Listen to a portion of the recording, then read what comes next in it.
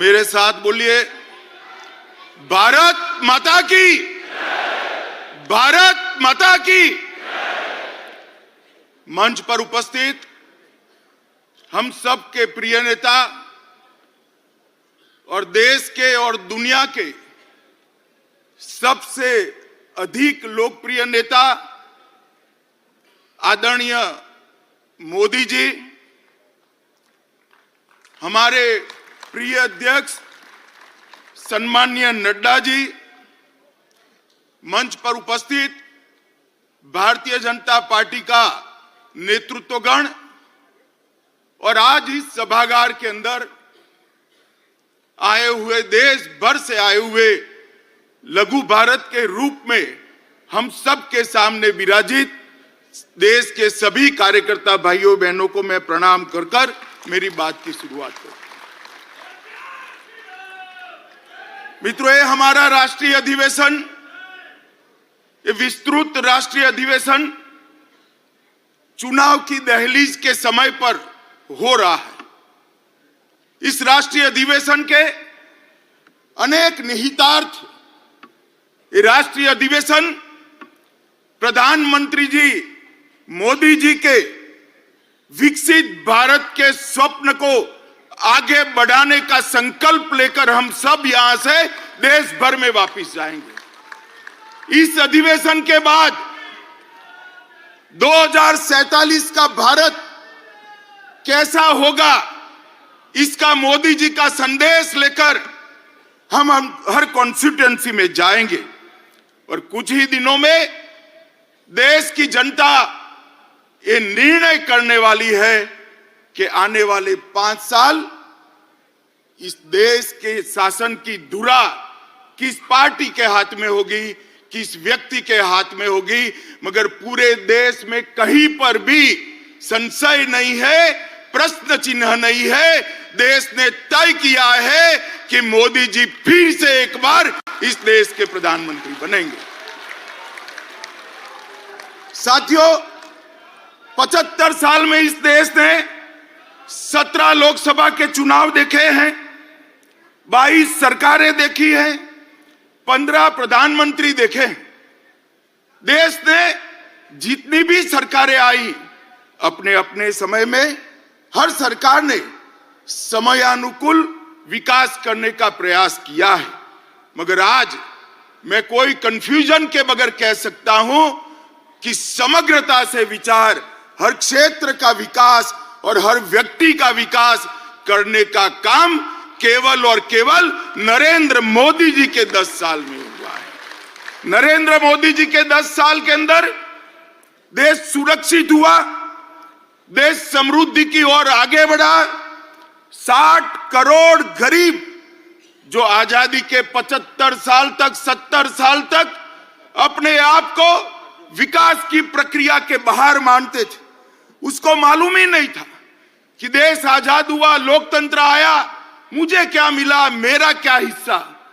भाइयों और बहनों, 60 करोड़ गरीबों को घर देना, घर में गैस का सिलेंडर देना, पीने का पानी का कनेक्शन देना, बिजली पहुंचाना, शौचालय देना, 5 किलो अनाज गरीब को फ्री ऑफ कॉस्ट मुफ्त में देना और 5 लाख तक का स्वास्थ्य का उसका खर्चा भी सरकार ने उठाया। आज ये 60 करोड़ गरीब अपना बैंक अकाउंट भी रखते हैं और डिजिटल इंडिया से एक गरीब महिला अपनी सब्जी भी परचेज कर पाती है, सब्जी भी खरीद करती है। इन लोगों के जीवन में 70 साल तक जो सारी अभाव था, वो अभाव को एक ही 10 साल में समाप्त करने का काम हमारे प्रिय नेता नरेंद्र मोदी जी ने किया है।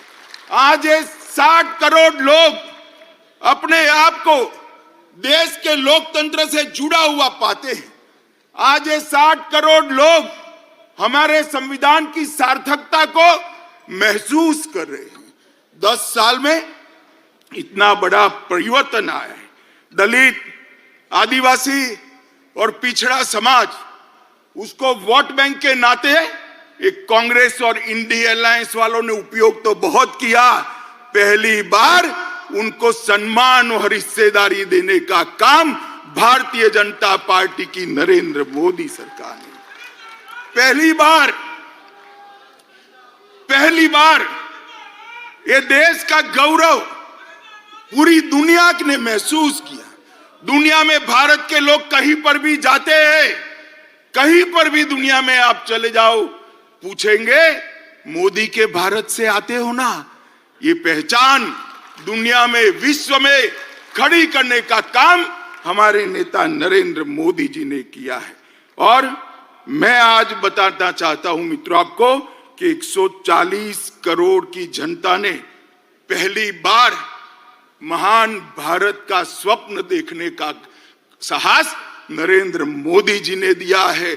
न केवल महान भारत का स्वप्न देने का साहस, उस स्वप्न को सिद्धि में परिवर्तित करने के लिए सामूहिक पुरुषार्थ करने का मन भी नरेंद्र मोदी ने बनाया है। और पूरे देश के सामने एक लक्ष्य रखा कि 2047 में भारत पूर्ण विकसित भारत होगा, आत्मनिर्भर भारत होगा, गुलामियों की निशानियों से मुक्त भारत होगा। ये संकल्प पहली बार 140 करोड़ की जनता के सामूहिक संकल्प के माध्यम से आज विश्व के सामने उभर कर आया है। और इस संकल्प का एक्नॉलेजमेंट भी पूरा विश्व कर रहा है। मित्रों, मोदी जी ने 10 साल के अंदर कई सिद्धियां प्राप्त की है। गरीबी से मुक्ति, भ्रष्टाचार से मुक्ति, जातिवाद से मुक्ति, परिवारवाद से मुक्ति, तुष्टीकरण से मुक्ति। इस देश का लोकतंत्र कई सालों तक भ्रष्टाचार, जातिवाद, परिवारवाद और तुष्टीकरण के नासुरों से ग्रसित रहा। नरेंद्र मोदी जी ने पहली बार भ्रष्टाचार, जातिवाद, परिवारवाद और तुष्टीकरण की राजनीति को समाप्त कर पॉलिटिक्स ऑफ परफॉर्मेंस को एस्टैब्लिश करने का काम नरेंद्र मोदी जी ने किया। नरेंद्र मोदी जी ने अपने कर्तव्य से, अपने कर्तृत्व से देश की पूरी जनता को एक सामूहिक हीन भावना थी, इस सामूहिक हीन भावना को, एक मास इंफीरियरिटी कॉम्प्लेक्स को समाप्त कर हम भी कर सकते हैं, हम ही करेंगे, एक गौरव के साथ दुनिया के सामने किया। नरेंद्र मोदी जी ने पहली बार इस देश को गुलामी के प्रतीकों से मुक्ति दिलाने का आह्वान किया। ये शुरुआत आजादी के दूसरे दिन होनी चाहिए थी, परंतु जब तक कांग्रेस रही, जब तक इंडिया अलायंस वाले रहे, इसकी कल्पना भी नहीं की। मोदी जी ने गुलामी के प्रतीकों से मुक्ति के लिए 15 अगस्त को लाल किले की प्राचीर से आह्वान किया और जनता ने पलक पावड़े बिछाकर इसका स्वागत किया। और आज गुलामी के प्रतीकों से हम मुक्ति पा रहे हैं। उग्रवाद और आतंकवाद, नक्सलवाद इस देश को 4 दशक से परेशान करता था। मोदी जी के 14 से 24 के कार्यकाल में उग्रवाद और आतंकवाद और नक्सलवाद अपनी अंतिम सांसें गिन रहा है। मैं देश की जनता को कहना चाहता हूं, मोदी 3 में ये देश पूर्णतया आतंकवाद, उग्रवाद और नक्सलवाद से मुक्त होकर शांत और समृद्ध भारत बनने की दिशा में आगे बढ़े। भाई और बहनों, मोदी जी के शासन ने कई विरोधाभास खत्म कर दी। एक समग्रता से सोचने वाला नेतृत्व, एक नीति के आधार पर चलने वाला नेतृत्व, एक युग दृष्टा नेतृत्व किस तरह से काम करता है, इसकी मिसाल कायम की है। पूरे आजादी से कालखंड सरकारों की मीमांसा इसी तरह से होती है। ये सरकार किसानों की सरकार है या उद्योगपतियों की सरकार? ये सरकार किसान कल्याण करेगी या इकोनॉमी को आगे बढ़ाएगी? मोदी जी ने बता दिया किसान कल्याण भी हो सकता है और अर्थतंत्र भी पटरी पर आ सकता है। दोनों के बीच में कोई विरोधाभास नहीं। इस सालों तक बहस का बंटवारा रहा, ये सरकार गांवों की है या शहरों की, ये भी विरोधाभास रहा। या तो आप गांव का विकास कर सकते हो या शहर का कर सकते हो।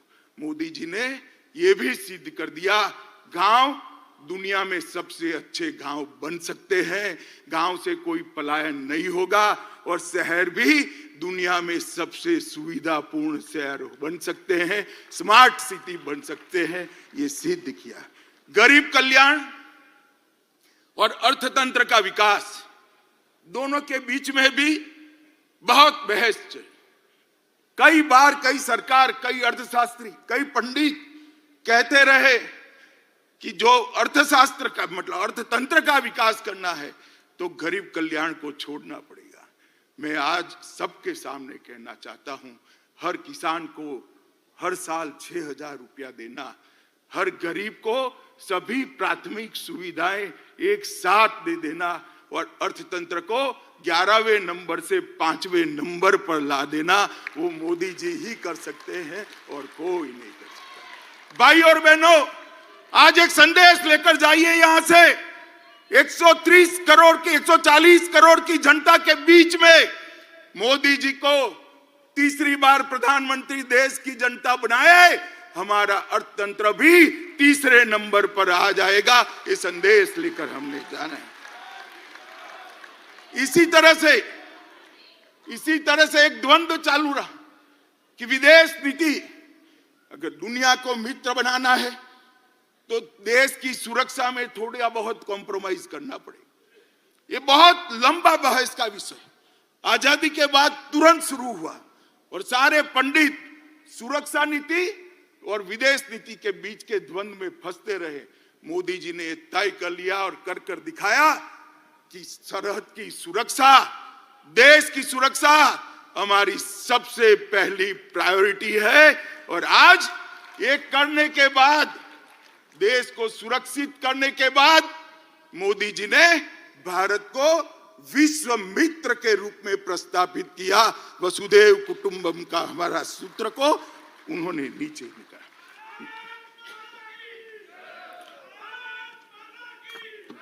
मित्रों, इंडी अलायंस और कांग्रेस पार्टी, इसकी देन थी कि इस देश के लोकतंत्र की स्पिरिट को खत्म कर दिया।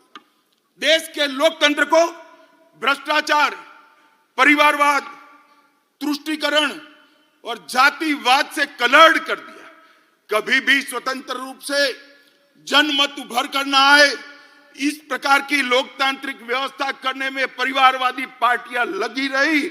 मोदी जी ने 10 ही साल में भ्रष्टाचार, परिवारवाद, तुष्टीकरण और जातिवाद को समाप्त कर विकास की राजनीति को मध्य बिंदु में लाया, जिसको देश की जनता ने स्वीकारा। मित्रों, मैं आज आप सबके माध्यम से करोड़ों भारतीय जनता पार्टी के कार्यकर्ताओं को कहने आया, अगला चुनाव 2 खेमे पड़े हुए महाभारत के युद्ध में, जैसे पांडव और कौरव के खेमे पड़े थे, इसी तरह चुनाव के पहले 2 खेमे पड़े हैं। एक खेमा है मोदी जी के नेतृत्व में, बीजेपी के नेतृत्व में एनडीए का गठबंधन, और दूसरा है कांग्रेस के नेतृत्व में सारी परिवारवादी पार्टियों का इंडी अलायंस। देश को ये दोनों में से एक को चुनना है। इंडी गठबंधन एक घमंडिया गठबंधन, भ्रष्टाचार, परिवारवाद और तुष्टीकरण की राजनीति का पोषक, और भाजपा और एनडीए का गठबंधन राष्ट्र प्रथम के सिद्धांत पर चलने वाला गठबंधन है। देश की जनता को तय करना है। ये परिवारवादी पार्टियां चाहिए, ये भ्रष्टाचार की पोषक पार्टियां चाहिए, तुष्टीकरण करने वाली पार्टियां चाहिए, और देश के लिए जान न्यौछावर करने के लिए तैयार भारतीय जनता पार्टी चाहिए। मित्रों, ये जो अलायंस हुआ है, अलायंस ऐसे ही नहीं होता है। अलायंस जब सोच समान हो, विचार समान हो, सिद्धांत समान हो, तब होते। ये इंडिया अलायंस जो बना है, ये पूरा का पूरा इंडिया अलायंस कांग्रेस के नेतृत्व में। मैं आज आपको कह सकता हूं, इस देश में भ्रष्टाचार की जनक कांग्रेस पार्टी है और इस देश में भ्रष्टाचार का पोषण भी कांग्रेस पार्टी ने किया है। मित्रों, 10 साल यूपीए के ले लीजिए, कॉल ब्लॉक आवंटन, कॉमनवेल्थ गेम का घोटाला, 2G घोटाला, शारदा चिटफंड का घोटाला, हिमाचल में सेबों की बिक्री का घोटाला, INX मीडिया का घोटाला, एयरसेल मैक्सिस का घोटाला, अंतरिक्ष निवास का घोटाला, लैंड फॉर जॉब का घोटाला, पंचकुला और गुड़गांव में भूमि आवंटन का घोटाला, जम्मू कश्मीर क्रिकेट एसोसिएशन का घोटाला, एम्ब्रियर डील, बेसिक ट्रेनर विमान में घोटाला, हॉक एयरक्राफ्ट खरीदी में घोटाला, सबमरीन का घोटाला, ऑगस्टा वेस्टलैंड का घोटाला, बोफोर्स का घोटाला, जीप घोटाला, मारुति घोटाला और भोपाल गैस कांड से चंदा उगाने का घोटाला। ये कांग्रेस पार्टी, हमारे यहां ऐसा कहते थे कि किसी भी तत्व का व्याप आकाश, भूमि और पाताल तक होता है, मगर इन्होंने तो आकाश से भी आगे जाकर अंतरिक्ष में भी घोटाला किया, भूमि से आगे जाकर पाताल में खदानों का भी घोटाला किया और समंदर को भी नहीं छोड़ा, वहां सबमरीन का भी घोटाला कर दिया। जब, नल, थल, अंतरिक्ष, हर जगह एक कांग्रेस ने घोटाले किए और इंडिया अलायंस का नेतृत्व कांग्रेस के हाथ में। मैं देश की जनता को कहना चाहता हूं, किस प्रकार की सरकार, एक और लाखों करोड़ के घपले घोटाले करने वाली कांग्रेस है और दूसरी ओर 23 साल से राज्य सरकार और केंद्र सरकार में मुखिया रहने के बाद भी हमारे विरोधी भी एक कानी पाई का आरोप न लगा सके, ऐसा नेतृत्व नरेंद्र मोदी का नेतृत्व। देश की जनता ने, मित्रों, देश की जनता ने तय करना है कि देश का भविष्य ये भ्रष्टाचारियों के हाथ में सौंपना है या नक्सिक प्रामाणिक व्यक्ति जिस पर दुश्मन भी आरोप नहीं कर सकते, ऐसे नरेंद्र मोदी जी को सौंपना। और मित्रों, एक कहावत है, बड़े मियां तो बड़े मियां, छोटे मियां भी सुभान अल्लाह। जब कांग्रेस पार्टी इतना भ्रष्टाचार करती है तो साथी भला क्यों बाकी रहेंगे? आम आदमी पार्टी आबकारी जकात का घोटाला, लोगों के उपचार में मोहल्ला क्लिनिक का घोटाला, ढेर सारे घोटाले किए, लोगों के मेडिकल टेस्ट करने में भी घोटाला किया और आज उनका सारा नेतृत्व कोर्ट से भागता है, कोर्ट से भागता है, एजेंसियों से भागता है। झारखंड में एक MP के घर से 350 करोड़ रुपया जब्त होता है। छत्तीसगढ़ में महादेव के नाम से जुआ खिलाने का एक घोटाला आता है। DMK के मंत्रियों के घर से करोड़ों रुपया बरामद होता है। तृणमूल कांग्रेस के मंत्रियों के घर से अनेक करोड़ रुपया, 55 करोड़ तो एक ही स्थान पर से मिलते, अनेक करोड़ रुपयों का, सैकड़ों करोड़ के घोटाले बाहर है और लालू जी सजा आपता है और अभी भी एक एक नई भ्रष्टाचार की FIR उन पर हो रही है। मित्रों, ये पूरा इंडिया अलायंस, ये कांग्रेस पार्टी के नेतृत्व में घमंडिया गठबंधन, ये पूरा भ्रष्टाचार से लिप्त। देश की जनता ने तय करना है, भ्रष्टाचार के दूषण को समाप्त करने वाले नरेंद्र मोदी जी को मैंडेट देना है या भ्रष्टाचार ही जिनका धर्म है, ऐसे इंडिया अलायंस को मत देना है। ये देश की जनता ने दे। मित्रों, परिवारवाद, अभी ढेर सारे पत्रकार, कुछ मीडिया चैनल, इंडिया अलायंस बड़ा चैलेंज, बड़ा चैलेंज, बड़ा चैलेंज, बड़ा चैलेंज, अगर मुझे कोई कहे कि इंडिया अलायंस क्या है, तो मैं इसकी एक ही व्याख्या करता हूं, 7 परिवारवादी पार्टियों का गठबंधन इंडिया अलायंस है। इससे ज्यादा कुछ नहीं है। जो अपनी पार्टी के अंदर डेमोक्रेसी नहीं स्थापित कर सकते, वो देश की डेमोक्रेसी की रक्षा नहीं कर सकते। ये देश की जनता को, आपकी पार्टी लोकतांत्रिक पार्टी नहीं है, आपकी पार्टियां लोकतांत्रिक पार्टियां नहीं है, आप देश के लोकतंत्र का रक्षा नहीं कर सकते। एक और मोदी जी के नेतृत्व में डेवलपमेंटल अलायंस है और दूसरी ओर राहुल जी के नेतृत्व में डायनेस्टिक अलायंस है। डेमोक्रेटिक अलायंस, डेवलपमेंटल अलायंस और डायनेस्टिक अलायंस के बीच में देश की जनता को पसंद करना है। मुझे विश्वास है कि एक और मोदी जी देश के और गरीबों के विकास के लिए काम करें और दूसरी ओर अपने परिवार की चिंता करने वाली पार्टियां है।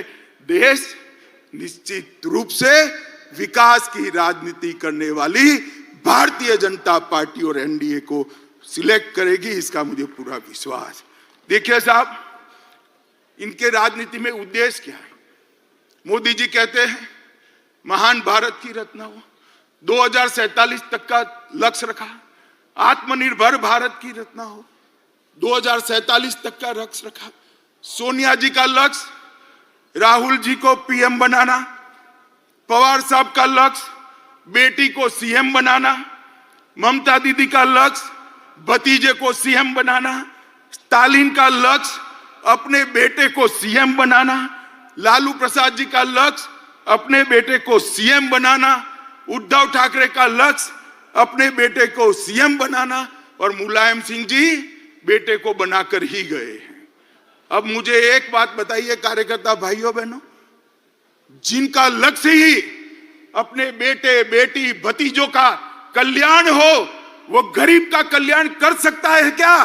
कभी नहीं कर सकता। जिनका लक्ष्य ही अपने परिवार के लिए सत्ता हथियाना हो, वो देश का कल्याण कर सकता है क्या? कभी नहीं कर सकता। मित्रों, इस देश के अंदर 2G, 3G और 4G पार्टियां हैं। 2G से मतलब आप 2G घोटाले से नहीं है। 2 generation party, 3 generation party, 4 generation party, 4 पीढ़ी तक नेता नहीं बदलता है। 4 पीढ़ी तक नेता नहीं बदलता है। क्यों भाई? देश के किसी युवा में कौवत नहीं है, वो आगे नहीं बढ़ सकता? ना जी, वो नहीं बढ़ सकता। थोड़ा आगे बढ़ गया तो उसका हस्र कर देंगे। कई सारे लोग ऐसे हस्र किए हुए हैं, भारतीय जनता पार्टी ज्वाइन कर आज लोकतंत्र की यात्रा में जुड़े हैं। तेजस्विता का, परफॉर्मेंस का, विचार का, परिश्रम का और दृष्टि का वहां कोई महत्व नहीं है। वहां केवल और केवल आप कहां जन्मे, इसका महत्व है। मित्रों, मैं आज आप सबके माध्यम से देश की जनता को पूछना चाहता हूं, अगर भारतीय जनता पार्टी परिवारवादी पार्टी होती तो एक चाय बेचने वाले का बेटा कभी प्रधानमंत्री नहीं बन सकता। लोकतंत्र के अंदर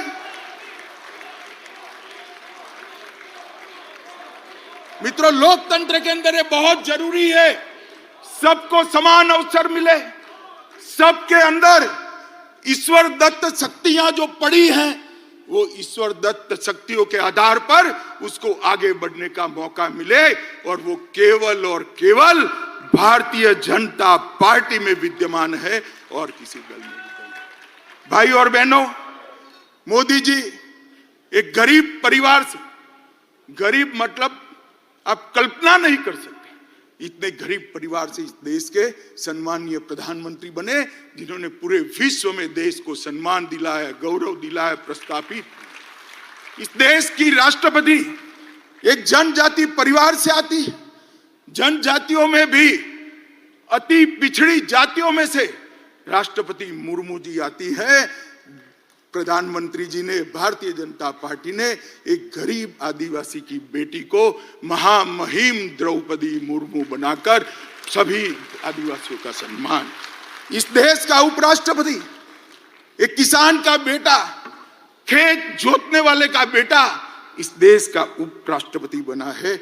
मित्रों, मैं खुद कह मानता हूं कि भारतीय जनता पार्टी में बूथ का काम करने वाला एक व्यक्ति देश का प्रधानमंत्री भी बन सकता है, राष्ट्रपति भी बन सकता है। और वो केवल और केवल भारतीय जनता पार्टी में ये सहूलियत उपलब्ध है क्योंकि हमने हमारी पार्टी को लोकतांत्रिक पार्टी बनाकर रखा है। मित्रों, ये परिवारवादी पार्टियां जो अपने बेटे बेटियों के लिए काम करती है वो देश का कल्याण नहीं कर सकती। केवल और केवल राष्ट्र प्रथम के नारे के साथ आगे बढ़ रही भारतीय जनता पार्टी, मोदी जी के नेतृत्व में आगे बढ़ रही भारतीय जनता पार्टी ही देश का कल्याण कर सकती है। मित्रों, इस देश में जब से हमारा संविधान बना, हमारे संविधान के अंदर पंथ निरपेक्षता को बहुत बड़ा महत्व दिया गया। अरे ये देश आज से नहीं, हजारों सालों से पंथ निरपेक्षता के आधार पर, बिन सांप्रदायिकता के आधार पर चलता रहा। राज्य का कभी कोई धर्म नहीं होता है। सबको अपना धर्म बनाने की, मानने की और उसका अनुसरण करने की छुट्टी भी है, मुक्ति भी है। परंतु कांग्रेस पार्टी ने वोट बैंक की रचना करने के लिए संविधान की उदात्त भावनाओं में भी विकृति डालकर पंथ निरपेक्षता को तुष्टीकरण की राजनीति से दूषित किया। मित्रों, मैं आज आप सबके सामने कहना चाहता हूं, ये कांग्रेस पार्टी जिसने भगवान श्री राम के अस्तित्व को नकारा और एफिडेविट पर नकारा, बाद में उनको एफिडेविट वापस लेना, ट्रिपल तलाक का कानून जो केवल और केवल महिलाओं को, मुस्लिम महिलाओं को उनके अधिकार देने का कानून है, इसका आपने विरोध किया। यूसीसी जो कांग्रेस के समय में ही संविधान निर्माता एक लक्ष्य देश के लिए रख कर गए थे, उत्तराखंड सरकार यूसीसी लाई, कांग्रेस ने इसका भी विरोध किया। मित्रों, धारा 370 जब संविधान बना तब ये तय था कि टेम्पररी का मतलब है उचित समय पर उसको हटा देना, मगर 70 साल तक उचित समय आया नहीं। धारा 370 के कारण कश्मीर के अंदर अलगाववाद बढ़ा, उग्रवाद बढ़ा, पाकिस्तान को अंदर पैर रखने की भूमि मिली और 40,000 से ज्यादा लोग मारे गए। मगर तुष्टीकरण की राजनीति ने धारा 370 को हटाने नहीं दिया। इस देश की जनता ने मोदी जी को दूसरी बार पूर्ण बहुमत दिया। 5 अगस्त 2019 को मोदी जी ने धारा 370 को समाप्त कर दिया और आज कश्मीर एक नए युग के साथ आगे बढ़ रहा है। पीएफआई पर बैन हमने लगाया, तब भी कांग्रेस और इंडिया अलायंस के लोगों ने टेढ़े मेढ़े बयान किए। दक्षिण भारत की महान परंपरा, तमिलनाडु की महान परंपरा, पवित्र सेंगोल को हमने पार्लियामेंट के अंदर बड़ी पवित्रता से प्रस्तावित किया।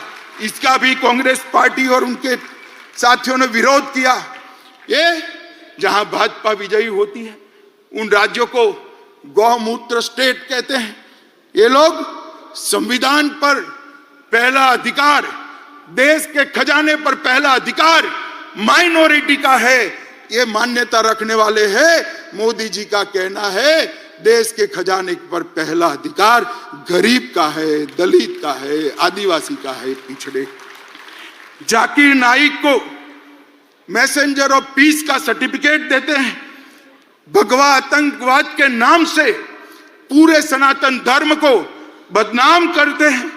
और मित्रों, अंतिम चरम सीमा तो तब आ गई जब 550 साल के बाद इस देश में उत्सव का क्षण आया। रामलला का प्रधानमंत्री जी प्राण प्रतिष्ठा करने वाले थे। रामलला के मंदिर की प्राण प्रतिष्ठा में न्यास ने कांग्रेसियों को भी निमंत्रण भेजा, मगर उन्होंने तुष्टीकरण की राजनीति करना तय माना, इसको ठुकरा दिया। मैं आज यहां से कांग्रेस पार्टी को चेतावनी देना चाहता हूं।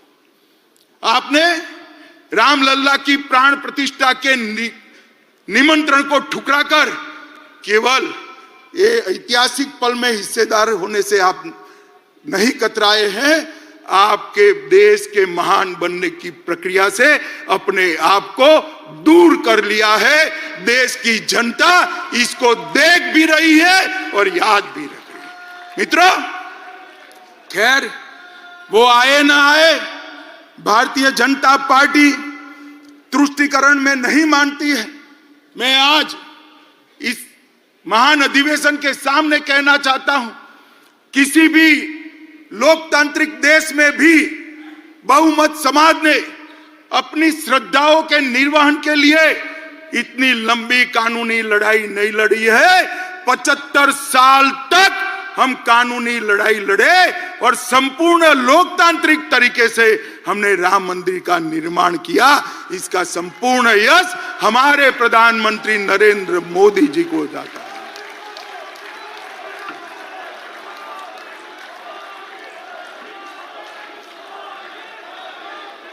भाई और बहनों, एक कांग्रेस पार्टी और इंडिया अलायंस वाले, एक कांग्रेस पार्टी और इंडिया अलायंस वाले हम पर आरोप लगाते हैं कि भारतीय जनता पार्टी अस्थिरता फैलाती। मैं तो ज्यादा जवाब नहीं देता, मगर चुनाव का समय आया है, जनता के सामने सच रखना चाहिए। मैं आज ये कहने आया हूं कि कांग्रेस पार्टी की कभी से, जब से इंदिरा जी प्रधानमंत्री बनी तब से ना लोकतंत्र में श्रद्धा है, ना लोकतांत्रिक प्रक्रियाओं में श्रद्धा है। इन्होंने न्यायपालिका, ब्यूरोक्रेसी, मीडिया, चुनाव आयोग, कैग जैसी सभी संवैधानिक संस्थाओं का धज्जियां उड़ाने का काम किया है। इमरजेंसी ये आपकी ही देन थी साहब, आप भूल जाते हो। पूरे देश को जेल खाना बनाकर रख लिया था, पूरा विपक्ष जेल के अंदर बंद था और आर्टिकल 356 सरकारें तोड़ने का जो रिकॉर्ड, आज से मैं बहुत सोच समझकर मेरा स्टेटमेंट करता हूं, आज से 100 साल बाद भी कांग्रेस पार्टी का रिकॉर्ड कोई तोड़ नहीं पाएगा। इतनी सरकारें आपने गिराई। मित्रों, कांग्रेस पार्टी ने 90 बार आर्टिकल 356 का प्रयोग किया, 50 बार अकेली इंदिरा गांधी जी ने किया। 40 क्षेत्रीय दलों की सरकार एक कांग्रेस पार्टी ने गिराई। 3 केंद्र की सरकार, चौधरी चरण सिंह, चंद्रशेखर जी, देवगौड़ा जी और गुजराल, ये 4 सरकारों को गिराने का काम भी कांग्रेस पार्टी ने किया है। और मित्रों, ये हमें कहते हैं जुडिशरी कोई फैसला देगी, न्याय करेगी, तो इस पर टिप्पणियां कर कर जुडिशरी को डराते हैं। मैं कांग्रेस पार्टी को याद कराता हूं, 1973 में 3 वरिष्ठ जजों को कुदाकर जस्टिस सेहलत, जस्टिस ग्रोवर और जस्टिस हेगड़े को कुदाकर आपने एएन रे को सर्वोच्च न्यायाधीश बनाया, क्योंकि आप रायबरेली का फैसला आपके खिलाफ आ गया था। मित्रों, हमने कभी जुडिशरी के खिलाफ इस प्रकार के षड्यंत्र नहीं किए। मित्रों, कांग्रेस पार्टी इस देश में अस्थिरता की जनक है और स्थिरता अगर कोई दे सकता है तो केवल और केवल भारतीय जनता पार्टी दे सकती है। मित्रों, अभी अभी देश में हम चुनाव में जा रहे हैं, हिंसा कहां होती? मैं आज देश के मीडिया को भी कहना चाहता हूं, हिंसा की बात आप करते हैं, कौन से राज्यों में चुनावी हिंसा होती है? कौन से राज्य में पॉलिटिकल हिंसा होती है? मैं आज देश की जनता को गिनाना चाहता हूं। केरल, हमारे 100 से ज्यादा कार्यकर्ता शहीद हो गए, 300 से ज्यादा कार्यकर्ता अपाहिज हो गए। किसका शासन है? इंडिया अलायंस का शासन है। बंगाल, सैकड़ों कार्यकर्ता मौत के घाट उतार दिए गए। हमेशा चुनाव में धांधली, घपलेबाजी और हिंसा होती रही। किसका वहां राज है? ममता दीदी का राज है, इंडिया अलायंस का राज है। बिहार में भी जंगल राज था, तब 100-100 किलोमीटर दूर मतपेटियां मिलती थी। किसका राज था? इंडिया अलायंस का राज था। यूपी में भी चुनाव का रेगिंग होता था, हमारी सरकारों में कभी रेगिंग नहीं हुआ। किसकी सरकार थी? आपकी सरकार थी। मित्रों, आज भारतीय जनता पार्टी के हजारों कार्यकर्ता हिंसा की भेंट चढ़े। कईयों ने तो जान गंवाई, कई अपाहिज हुए, कईयों के घर जल गए। हम तो हिंसा के भुक्तभोगी है। हिंसा फैलाने वाला गठबंधन अगर कोई है तो एक घमंडिया गठबंधन है, इंडी अलायंस है। भाई और बहनों, ये कांग्रेस का शासन था। आजादी के वक्त कांग्रेस ही देश की ओर से नेगोशिएट करते, तब ही देश का विभाजन। और आज भी कांग्रेस की विभाजनकारी प्रवृत्ति राजनीतिक फायदे के लिए कम नहीं हुई। अभी अभी कांग्रेस के नेता ने कहा कि इस देश के 2 टुकड़े होने चाहिए। खुलेआम देश के 2 टुकड़े करने की बात करते हैं। कांग्रेस पार्टी इस स्टेटमेंट से कन्नी भी नहीं काटती है। यह बताता है कि कांग्रेस पार्टी इसका समर्थन करती। मां भारती का अपमान करने वाले जॉर्ज पुनिया का कांग्रेस के राजकुमार आशीर्वाद लेते हैं। जॉर्ज सोरेस जो भारत विरोधी है, वो उनका समर्थन करता है। कोयम्बतूर बम ब्लास्ट को इंडी अलायंस इसके गुनहगारों को रिहा कर देती है।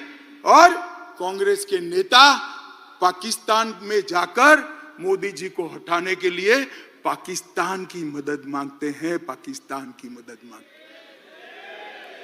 जब धारा 370 मोदी जी ने हटाई, राहुल गांधी का 370 के समर्थन में जो बयान था, वो पाकिस्तान ने यूनाइटेड नेशन में कोट अनकोट कर जोड़ा।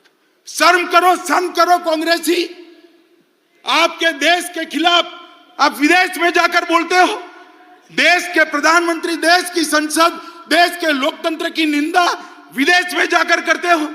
और धारा 370 जैसी महत्वपूर्ण चीज को आपने पाकिस्तान को यूएन में हथियार देकर देशद्रोह का एक उदाहरण सेट किया है। मित्रों, और मैं देश की जनता को कहता हूं, ये विभाजनकारी प्रवृत्ति जो आजादी के वक्त थी, वो आज भी वहां पर है, उसमें कोई परिवर्तन नहीं हुआ। मित्रों, अभी अभी एक कांग्रेस के शहजादे को किसी ने एक भाषण लिखकर दे दिया है। उनका तय है, हर भाषण वो 9 महीने तक बोलते ही रहेंगे। 9 महीने के बाद स्क्रिप्ट बदलता है, ये तय है उनका। अभी उनके हाथ में ओबीसी का भाषण किसी ने थमा दिया है। हर जगह ओबीसी पूछते हैं, हर सवाल ओबीसी के लिए। मैं इनको कहना चाहता हूं, भाई अच्छा ट्विटर रख लो, अच्छा शिक्षक रख लो, और कांग्रेस पार्टी ने ओबीसी के लिए क्या किया है उसका जरा अध्ययन कर लो। आप जो बोल रहे हो वो आपके ही खिलाफ जा रहा है। मैं आज आप सभी को बताना चाहता हूं, 1957 में काका साहेब कालेलकर कमेटी ने पिछड़ों के लिए रिपोर्ट दिया। कांग्रेस पार्टी ने इसको कभी इंप्लीमेंट नहीं किया। मंडल आयोग बना 1980 में। मंडल आयोग को इंदिरा गांधी ने ठंडे बस्ते में डाल दिया। 1990 में जब इंप्लीमेंटेशन की बारी आई, विपक्ष के नेता नाते राजीव गांधी ने पार्लियामेंट में इसका विरोध किया। और मित्रों, ओडिशा में और जवाहरलाल जी ने 1951 में जातिवादी सर्वे का विरोध किया था। और भारतीय जनता पार्टी ने क्या किया? मैं पिछड़ा समाज की बात करता हूं, बड़े गौरव के साथ बात करता हूं। मित्रों, हमने इस देश को गौरव हो इस तरह से अति पिछड़ी जाति का प्रधानमंत्री देने का काम भारतीय जनता पार्टी ने किया। आज देश में पहला मंत्रिमंडल ऐसा है मोदी जी का जिसमें 27 मंत्री ओबीसी है। राज्यों को ओबीसी की सूची का संशोधन करने का अधिकार मोदी जी ने दिया। केंद्रीय विद्यालय, नवोदय विद्यालय, सैनिक स्कूल और मेडिकल इंजीनियरिंग के दाखलों में 27% आरक्षण पहली बार नरेंद्र मोदी जी ने दिया। ओबीसी की छात्रवृत्ति में 33% की वृद्धि नरेंद्र मोदी जी ने की। आईआईटी में ओबीसी छात्रों की ट्यूशन फी को माफ करने का निर्णय देश के प्रधानमंत्री नरेंद्र मोदी ने किया। नीट की परीक्षा में ओबीसी बच्चों का पहली बार अगर आरक्षण हुआ तो नरेंद्र मोदी जी ने किया। पेट्रोल पंप और गैस की एजेंसियों में 27% पिछड़ा वर्ग को आरक्षण देने का काम नरेंद्र मोदी जी ने किया। और ये जितनी भी गरीब कल्याण की स्कीमें बनी है उस सब में सबसे बड़ा बेनिफिशियरी अगर कोई है तो दलित, पिछड़ा और ओबीसी भाई है। राहुल गांधी, आप हमें क्या ओबीसी का कल्याण सिखाते हो? हम तो समाज के हर वर्ग को साथ में लेकर चलते हैं। जो पिछड़ा है उसको ज्यादा मिलता है, जो अकड़ा है वो अपने आप अपना शहर जाने देता है। मोदी जी ने इस देश की जनता का आह्वान किया, जिनको सुख है, संपत्ति है, ईश्वर की कृपा है, वो अपनी गैस की सब्सिडी छोड़ दे। 2 करोड़ से ज्यादा लोगों ने गैस की सब्सिडी अपने आप त्याग करी। मोदी जी ने करोड़ों गरीबों को फ्री ऑफ कॉस्ट गैस देने का काम किया। मित्रों, मोदी जी ने 10 साल के अंदर जातिवाद, परिवारवाद, भ्रष्टाचार, तुष्टीकरण को समाप्त कर दिया। इसके आधार पर राजनीति करते थे, इसके आधार पर अपनी राजनीति को आगे बढ़ाते थे। उनका स्वप्न, ये 4 आधारों पर सत्ता हथियाने का स्वप्न मोदी जी ने चूर चूर कर रख दिया। अब इस प्रकार के कलुषित मैंडेट वो प्राप्त नहीं कर सकते हैं। आज 10 साल में देश महान भारत, विकसित भारत का स्वप्न लेकर आगे बढ़ रहा है। दूर दूर तक सत्ता प्राप्ति की संभावना आज घमंड या गठबंधन को नहीं देखती है। इसके लिए वो लोग डिनायल मोड में आ गए, हर चीज में विरोध करते। धारा 370 और महिलाओं को अधिकार देने के कई मौके आए, वे विरोध करते रहे। 3 तलाक का विरोध किया, ओबीसी कमीशन का विरोध किया, कश्मीर में गुर्जर, बकरवाल, पहाड़ी, वाल्मीकियों को रिजर्वेशन देने का विरोध किया। नारी शक्ति वंदन अधिनियम में भी कई सारे व्यवधान खड़े किए। हिंदू शरणार्थियों को नागरिकता देने का सीए का बिल, इसका विरोध किया। एक देश एक टैक्स, जीएसटी का विरोध किया। दलित को राष्ट्रपति बनाना, आदिवासी को राष्ट्रपति बनाना आपने आम सहमति नहीं होने दी। सर्जिकल स्ट्राइक और एयर स्ट्राइक कर मोदी जी ने भारत की सेना के पराक्रम को पूरी दुनिया में प्रस्तावित, आतंकवाद के सामने एक कड़ा मैसेज दिया। आपने उस वक्त भी, राहुल बाबा, आपने उस वक्त भी देश से साक्ष्य मांगे थे। शर्म करो, सेना के जवान की शहादत पर आप साक्ष्य मांगते हो। मित्रों, भारत ने वैक्सीन का निर्माण किया। 100 से ज्यादा देशों में हमारा वैक्सीन गया। वैक्सीन के माध्यम से आज 140 करोड़ का देश कोरोना से सुरक्षित हुआ। उसको भी मोदी वैक्सीन कर आपने बदनाम करने का प्रयास किया। मगर देश की जनता ने भी, आज भी कोई वैक्सीन लेने जाता है तो कहता है मोदी वैक्सीन दे दो भाई, मेरी इम्यूनिटी खत्म हो गई। Digital economy, direct benefit transfer, इसका विरोध किया। नई संसद बनाई। इतनी भव्य संसद देखकर आज पूरी देश की जनता पुलकित है, गौरवान्वित है। इसका भी आपने विरोध किया। कर्तव्य पथ बना, आपको राजपथ नाम अच्छा लगता था, कर्तव्य पथ का भी विरोध किया। भारत मंडपम में कोर्ट से उसको रोकने का प्रयास किया। यशोभूमि को भी रोकने का प्रयास किया। डाटा प्रोटेक्शन का विजनरी बिल, इसका भी विरोध किया। और अंत में रामलल्ला की प्राण प्रतिष्ठा का भी आपने विरोध किया। मित्रों, एक कांग्रेस डिनायल मोड में आ चुकी है। पूरे देश की जनता को मैं कहना चाहता हूं, 5 साल का पार्लियामेंट के अंदर कांग्रेस का हिसाब किताब निकालिए। इन्होंने पार्लियामेंट के अंदर शोर शराबे और बहिष्कार के अलावा कुछ नहीं किया। हम भी विपक्ष में रहे, 10 साल तक बैठे, आगे पूरा जीवन विपक्ष में। हम रचनात्मक विपक्ष की भूमिका निभाते, अच्छा है उसका समर्थन करते थे। और आपके भ्रष्टाचार को भी हमने उजागर किया।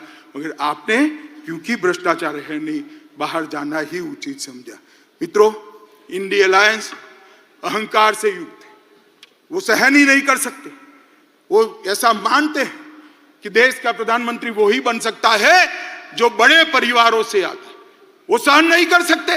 एक गरीब मां का बेटा अब देश का प्रधानमंत्री बनकर देश को चला रहा है। ये अहंकार उनको भारतीय जनता पार्टी के खिलाफ खड़े। ये परिवारवादी राजकुमार सारे के सारे इकट्ठा होकर हमारा विरोध कर रहे।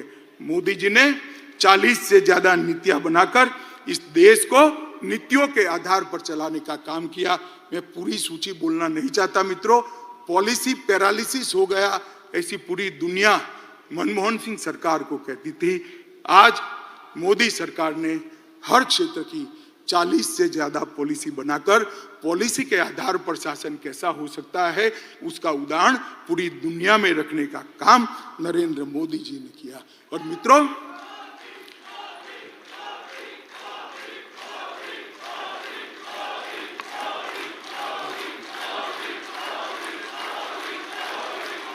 भारत माता की।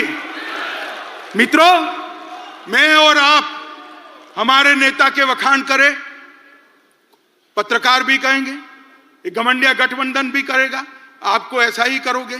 मगर मैं आज देश की जनता का भी धन्यवाद करना चाहता हूं।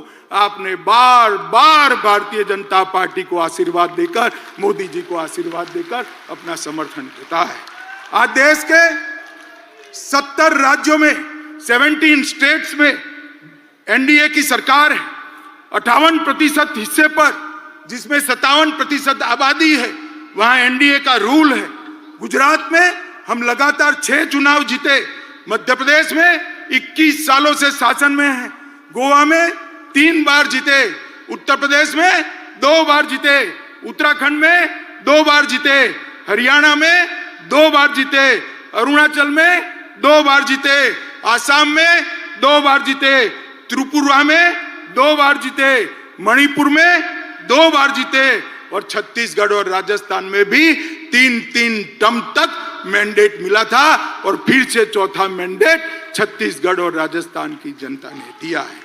बिहार, महाराष्ट्र, मेघालय, नागालैंड और सिक्किम, वहां एनडीए को बार बार आशीर्वाद मिला। मित्रों, ये जनादेश जो है वो मैं मानता हूं मोदी जी का परिश्रम, मोदी जी की नीतियां, मोदी जी के परफॉर्मेंस पर 140 करोड़ की जनता का ठप्पा है जो इंडिया अलायंस को नहीं दिखाई। भाई और बहनों, मैं अंत में इतना कहना चाहता हूं। अभी अभी इंडिया अलायंस वाले के जो नेता है, कांग्रेस पार्टी, एक भारत जोड़ो यात्रा निकली। तोड़ना तो, निवेदन तो आपके भारत तोड़ने के हैं, भारत जोड़ो यात्रा लेकर निकले। मैं उनको कहना चाहता हूं, किसी भी पार्टी के कार्यक्रम और यात्राएं, राजनीतिक कार्यक्रम, वो पार्टी का परिचय करा दे। कांग्रेस पार्टी आजादी के बाद जितने भी आंदोलन किए, सत्ता में वापिस आने के लिए की। भारतीय जनता पार्टी का 1950 से इतिहास है। हमने जब भी आंदोलन किए, देश के लिए किए, सिद्धांतों के लिए किए, जनता के लिए। सबसे पहले जम्मू कश्मीर के लिए श्यामा प्रसाद मुखर्जी शहीद हुए, हमने 370 हटाने का आंदोलन किया। गोवा बचाओ का आंदोलन भारतीय जनता पार्टी ने किया। कच्छ का सत्याग्रह भारतीय जनता पार्टी ने किया। गौ हत्या पर प्रतिबंध लगाने का आंदोलन जनसंघ ने किया। आपातकाल के विरोध में हम लड़े। आसाम में घुसपैठियों के खिलाफ हमने पूरे देश को मोबिलाइज किया। राम जन्मभूमि का आंदोलन भी केवल और केवल भारतीय जनता पार्टी ने किया। भ्रष्टाचार के खिलाफ अडवाणी जी के नेतृत्व में हमने आवाज उठाई। तेलंगाना आंदोलन भी भारतीय जनता पार्टी ने किया और सबरीमाला का आंदोलन भी भारतीय जनता पार्टी ने किया।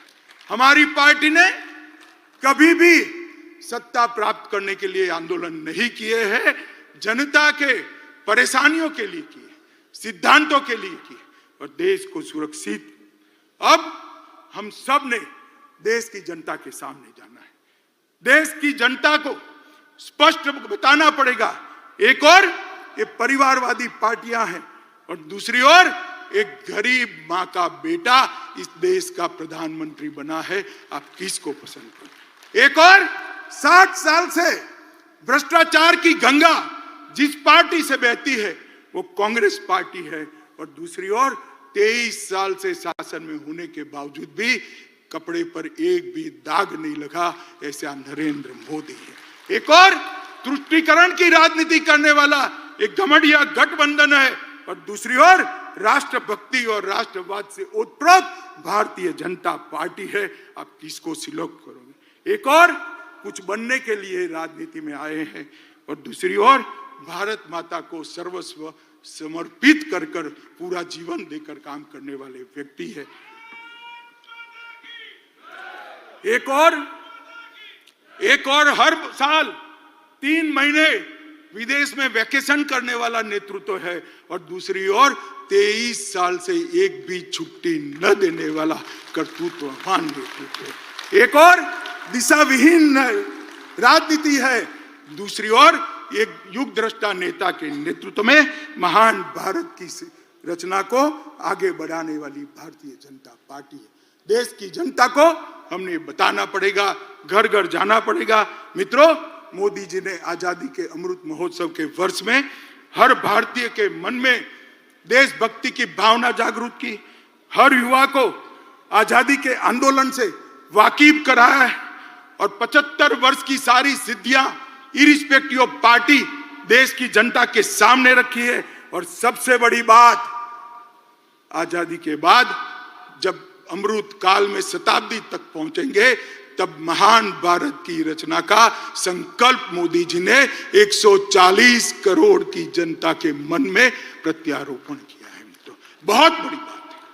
एक सामूहिक चेतना, एक सामूहिक संकल्प, और संकल्प को सिद्ध करने का सामूहिक पुरुषार्थ इतने बड़े देश में जागरूक कोई और ही कर सकता है। मित्रों, हमारा नेतृत्व, हमारा नेता संवेदनशील है।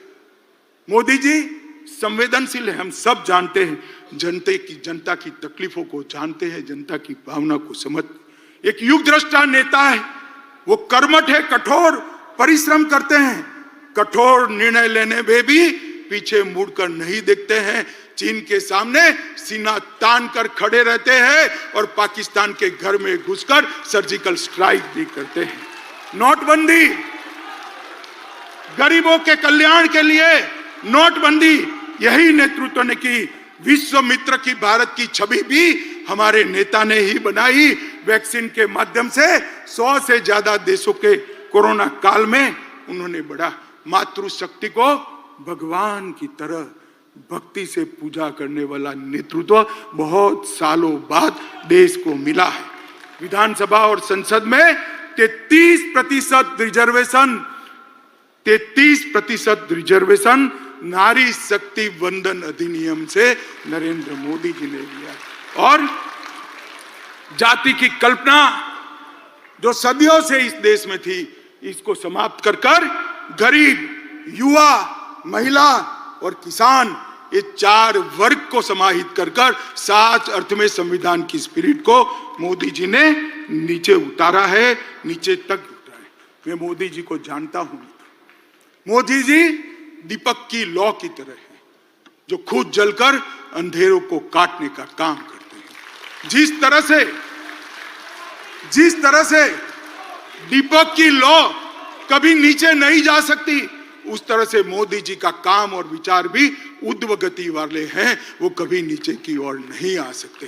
पर मुझे विश्वास है कि मोदी जी के ये ऊर्ध्व गति वाली सोच, ऊर्ध्व गति वाली कर्मठता और ऊर्ध्व गति वाले परिश्रम से ही ये देश 2047 में महान भारत बनेगा, विकसित भारत बनेगा, और पूरी दुनिया गौरव से देखती रहेगी भारत माता की जलहल होती हुई छवि को, और सम्मान करेगी। एक और मैंडेट देश की जनता के सामने बड़ी विनम्रता के साथ मांगे कि हमारा उद्देश्य केवल और केवल 140 करोड़ की जनता की सेवा करना है और देश को महान करना है, और वो केवल और केवल नरेंद्र मोदी जी कर सकते हैं और कोई नहीं सकता। मित्रों, इस प्रस्ताव को आप सभी लोग पूरे देश में लेकर घर घर जाएंगे, ऐसा मुझे विश्वास है। अंत में फिर से एक बार दोनों हाथ उठाकर प्रचंड आवाज के साथ भारत मां का जयकारा लगाएंगे। बोलिए भारत माता की, भारत माता की, भारत माता की।